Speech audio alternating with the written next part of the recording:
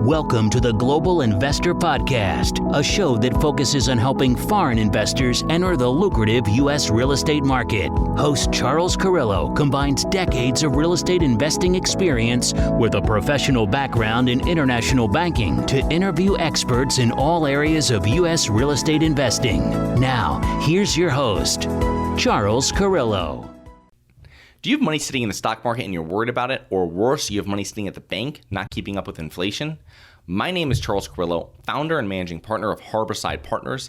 And since 2006, I've been investing my money and my family's money into income-producing properties. These are real assets, real properties with real addresses that produce real cash flow. At Harborside Partners, we provide passive investors who love real estate with a turnkey investing solution. If you want to put your money to work in real estate but can't find deals, don't have the time to get funding, and the last thing that productive people want to do is manage real estate. We find the deals, we fund the deals, and we manage the tenants, the termites, and the properties. Partner with us at investwithharborside.com. That's investwithharborside.com. Go to investwithharborside.com. If you love real estate, you like the idea of passive income, and believe that income-producing properties will appreciate over time, go to investwithharborside.com. That's investwithharborside.com. Welcome to another episode of the Global Investors Podcast. I'm your host, Charles Carillo. Today we have Loe Hornbuckle. He is the CEO and founder of Sage Oak Assisted Living and Memory Care, which is a boutique assisted living company with 5 locations in Dallas, along with 2 ground-up assisted living developments in Texas and Louisiana. So thank you so much for being on the show, Loe. Yeah, thank you so much for having me. So give us a little background on yourself, both personally and professionally, prior to getting involved with real estate investing.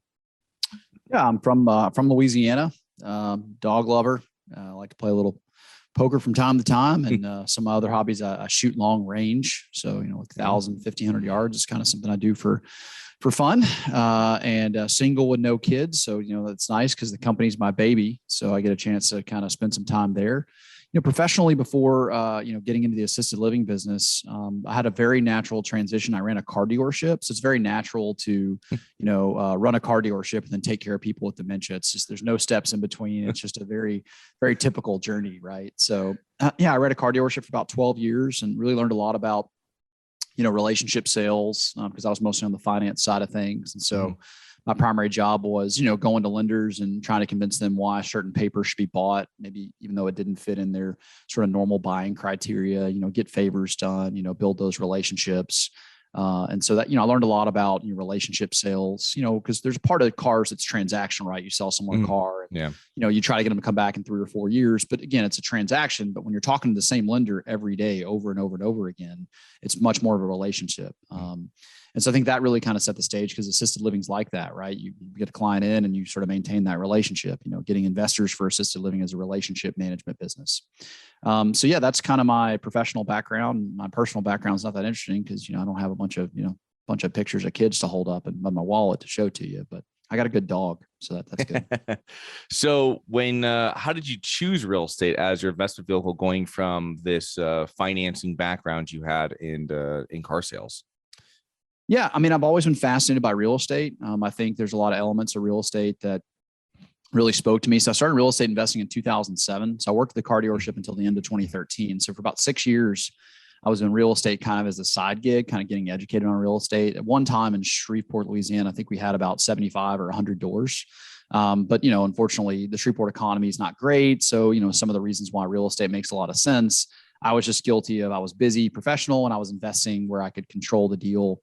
I think that ultimately benefited me because I learned a lot, kind of self-managing. And I don't think I could have done many of the things I could have done if I hadn't self-managed. Because ultimately we are the operator of the assisted living and memory care. So where you see a lot of investors, come out of California, for example, they're accustomed to third-party management.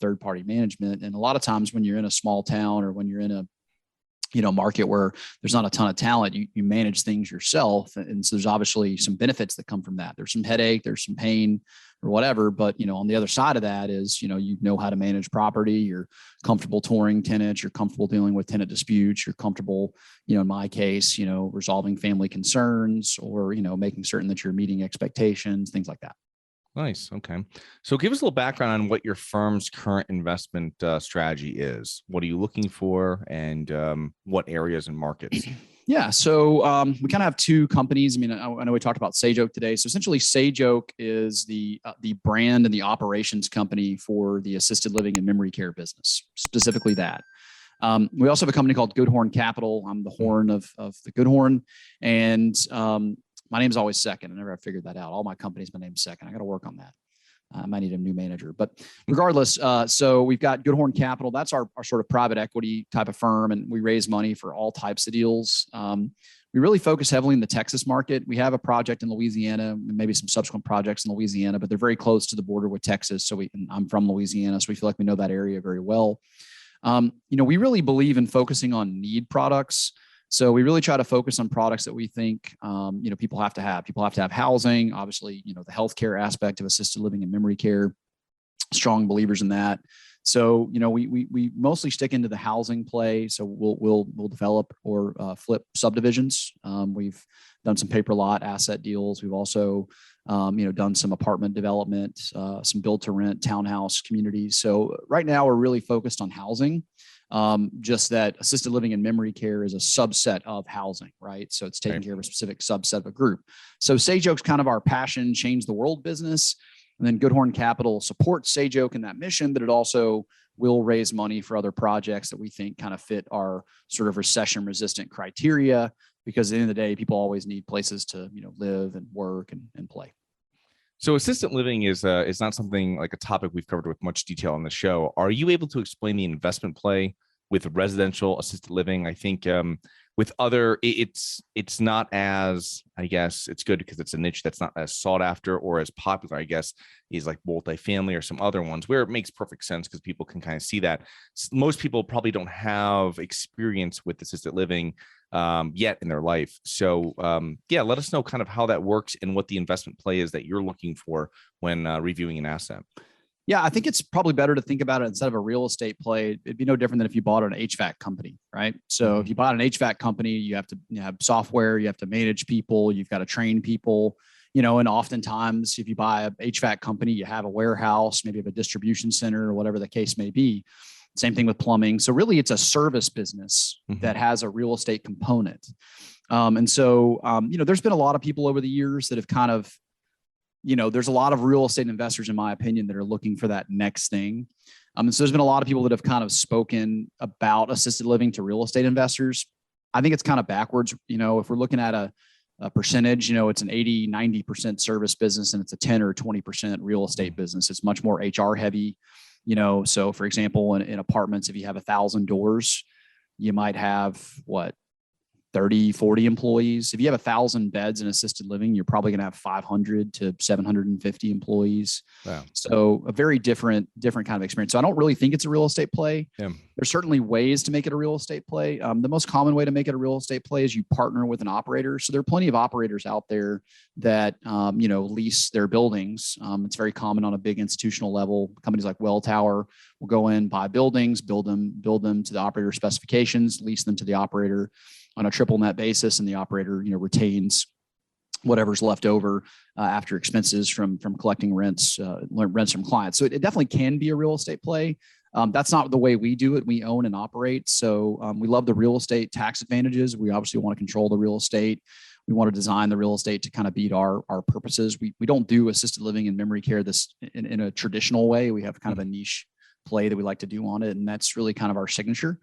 We don't really deviate from that in any way. So we don't buy existing facilities. We develop our signature product because we believe it's the superior product and superior way to deliver care to people that, are so vulnerable, right? We're talking people with dementia that can't be their own advocate, people that are needing assisted living often have mobility problems. Sometimes they're vulnerable to have, medical conditions like, congestive heart failure or kidney failure or things of that nature. And so, because of that, we think the building is an extension of operations. And so, there's definitely a real estate play to be made, but frankly, when real estate investors ask me what's the best way to get in the business, my answer is always invest passively with someone that knows what they're doing.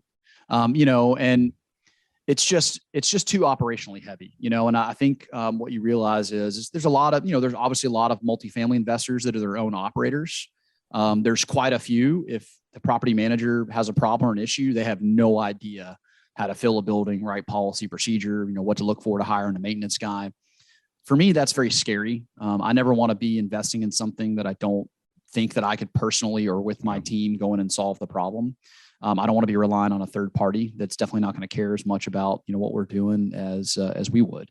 So we really do believe in in-house operations when possible. I don't necessarily know that has to be the case in businesses that aren't operationally intensive. Obviously, I think there's a lot of mom and pop people that run storage facilities very well. Obviously, industrial, some triple net stuff is certainly capable of being done that way. But in general, I think the more operationally intensive the business, the more you want to operate it in-house because you can have quality control, things like that. So the management is handled all by your operating company that kind of manages everything. So you take care of everything. You take care of hiring people in the facility. You're taking care of having new clients come, move into the facility. So all aspects are handled by a company that you own. So yeah. So the only thing that we don't do in-house is we don't do architectural and engineering in-house, and we don't do building in-house. But we do capital raising in-house. So GoodHorn is kind of our capital raising arm. We do design and development in-house through a GoodHorn product, GoodHorn Land Holdings. And then once it gets operational, then Sage Oak, of course, is involved in the design process, and then Sage Oak takes over operations. So we hire a general contractor to build our product. We have had partners as general contractors on deals so that we kind of had the effect of having it in-house. But we're in the process now of kind of transitioning into, looking at HUD product. So there's similar to multifamily, there's a great HUD product for assisted living and memory care. And so once you become a HUD operator and you find a HUD builder, you're kind of off to the races, because one of the worst things about development, sorry if you hear my dog in the background, she gets very excited about HUD financing. So she's a smart dog. The nice thing about HUD is you don't have sort of some of the same personal recourse rules. Anytime you develop something, in your early stages as a developer, you're kind of all in on every deal. There are some non-recourse products. They're not widely common, but the vast majority of development projects that you do initially, the developer is often all in, right? They're putting up their net worth every time. Like, I'm betting on this, I'm betting on this, I'm betting on this. Is why developers often, have incredible success when they are successful is because they're taking, big risks, so we're in the process of kind of moving toward that kind of HUD product. But to answer your question, I think, there's a lot of people that shouldn't be, there are a lot of people that shouldn't be landlords. There's even more that shouldn't take care of people with dementia and mobility impairment. You can't be solely profit driven. You have to have a greater mission or a greater cause on what you're trying to do. Otherwise, you're eventually, over a long timeline, going to get exposed by the marketplace. Nobody wants to have their mom or dad taken care of by somebody that's only focused on the bottom line. Because if you're focused on the bottom line, you can serve crappy food for a period of time. You can cut staffing, sure, falls go up and, whatever, but that's just a bad mentality. So you really got to be focused on quality and quality control. And then obviously hope the market pays you for your quality product. So what type of returns can passive investors expect with, or investors in general expect with assisted living properties? Yeah. So, it's going to vary widely. Obviously you have it since we're, there's plenty of awesome existing projects that are value add plays. There's plenty of assisted living and memory care facilities that could be upgraded. That's not the business that we're in. Since we're in the development side of the business, a lot of times we're targeting, kind of that 20 to 23 IRR is often what we're able to see. Mind you, we're often doing that over really long timelines. We're very bullish on consolidation in assisted living and memory care. So think about mergers, acquisitions, and just sort of big plays kind of happening. So the oldest baby boomer is 77. Average age in assisted living varies about 83 to 87. So the people that are in assisted living are not baby boomers, really. You have some early onset, and you have some people that are, maybe weren't that healthy in their 70s that kind of make it. But in general, the avatar of the person in assisted living and memory care, they're in their early to mid 80s. And so because of that, if you think about you're an institutional player, you're going to wait until the wave is here before you start really jumping into the asset class. And so, there really isn't a baby boomer play in assisted living and memory care right now. In the baby boomer space, you're sort of focused on independent living or lifestyle communities, retirement communities, things like that, in which care necessarily isn't provided. So, we like 10-year horizons on assisted living and memory care, just because we think that's when the exit strategy and the multiples will be at their peak, right? So I would say that assisted living is probably 10 or 15 years behind apartments in terms of cap rate compression and in terms of consolidation, things like that. Interesting.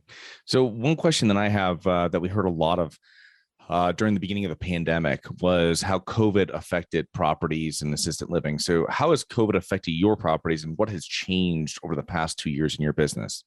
Yeah. So, I think it's for us, it's really been primarily the secondary impacts of COVID rather than the primary impacts. Our model has a built-in infection control advantage. So, for example, we've been operating in Dallas since 2016. So we've been operating fully in Dallas all throughout the pandemic.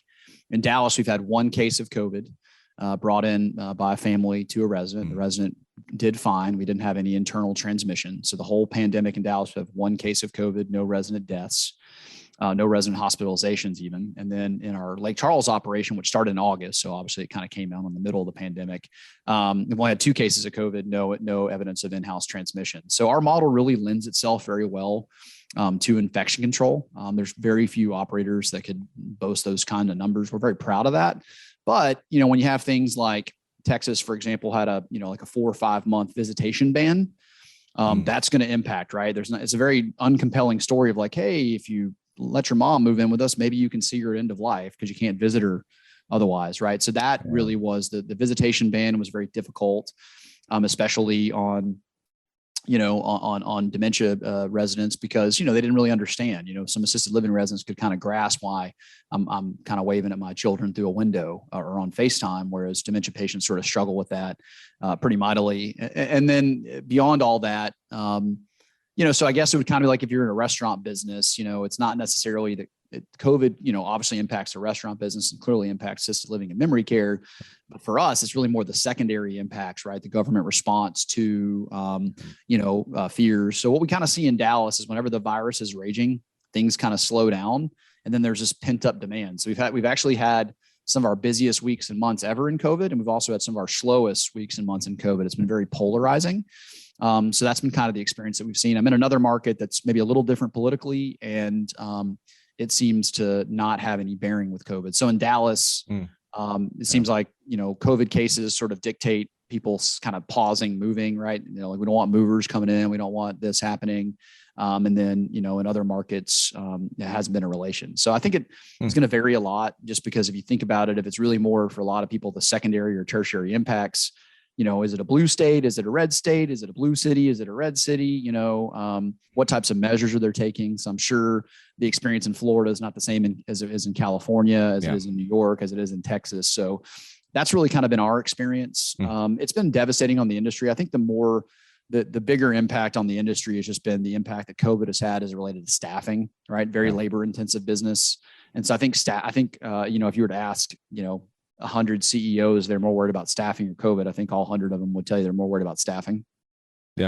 Even though COVID played a role in that, I think that staffing is the greater challenge.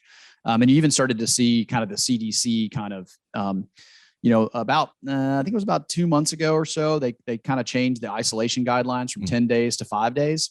Yeah. It was really funny. On Christmas Eve, they actually floated a version of that for healthcare workers only.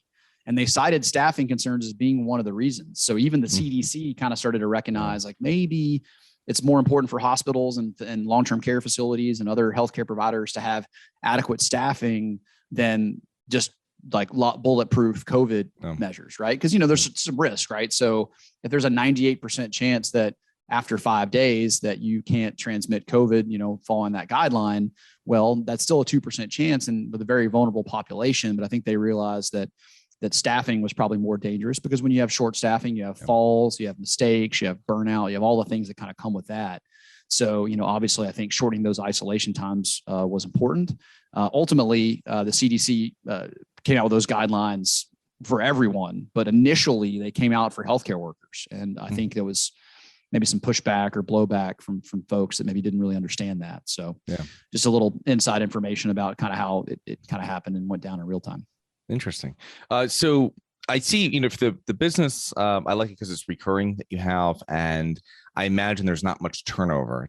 I would imagine you have less people moving assisted living locations, facilities versus moving apartments, right? So other than that, what are the main benefits of investing in assisted living versus other businesses and or, real estate asset class, I guess you would say? Yeah. So, I mean, I think, look, there are different types, just like there are different types of apartments or different types of single family homes. There's different types of assisted living and memory care facilities. The average stay in assisted living is about 37 months. So if you kind of get somebody that's very independent, they can kind of go through a progression with you. But, there's also companies that cater to people that have a lot of needs, right? So we kind of focus on people that we call high acuity, meaning that they need a lot of TLC, they need a lot of attention. And so they're on average, a little bit sicker than maybe a traditional assisted living facility and people move into memory care often very late in the process. So they might've been diagnosed 7 or 8 years ago. And now the symptoms have gotten to a place to where they need to do that. So, it's not uncommon to have residents live with you 5, 6, 7 years. You also have some residents that live with you for 5, 6, 7 weeks, right? Because they move in very late. So I don't know that's necessarily advantage. I think in general, I think the first thing that kind of comes to mind is I really think this should be something that you do as a mission or a calling. I don't think, I know I use the example, it's like buying an HVAC company. I guess some people could be like, look, my passion is cooling and heating people's homes. That could be true. But, I think there's less of a moral or ethical case when you're, taking care of someone, when you're giving them showers, when you're taking them to the restroom, when you're making sure they don't get bed sores, when you're feeding them nutritious meals, when you're making sure they're engaged socially, when you're making sure that they're engaged spiritually, that all those things. I think that's a much more intimate service than, even being a plumber or HVAC or whatever. So I think the impact investing element, the sort of conscious capitalism element is certainly present there. It's definitely relationship sales, right? Not transactional. So you form these deep bonds and relationships with families over time, and you're working together in a partnership to help take care of mom or dad or their spouse. I think the thing that's nice about it is that, it does have all the advantages of traditional real estate in terms of, being able to use depreciation and other tax strategies to minimize tax liabilities. You have all, and then mostly I just think that because there's kind of a supply demand imbalance of operators, there are not enough people to operate assisted living and memory care facilities that, if you want to become a thought leader, if you find this to be your calling, you can become a thought leader in this space in pretty short time. It's very uncommon for someone to be thought of as a thought leader in the apartment industry in 5 years. It's uncommon, but it's possible in assisted living. And so if you have 1,000 beds, you're probably a top 100 operator in assisted living and memory care. If you have 1,000 doors in apartments, you're probably not a top 1,000 operator.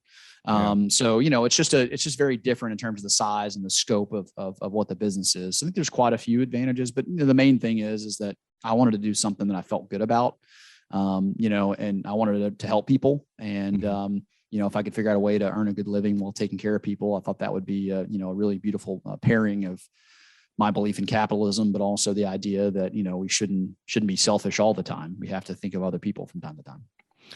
So what are some common mistakes you see assisted living investors make other than not having a real calling, as you say, for helping people at this stage of their life?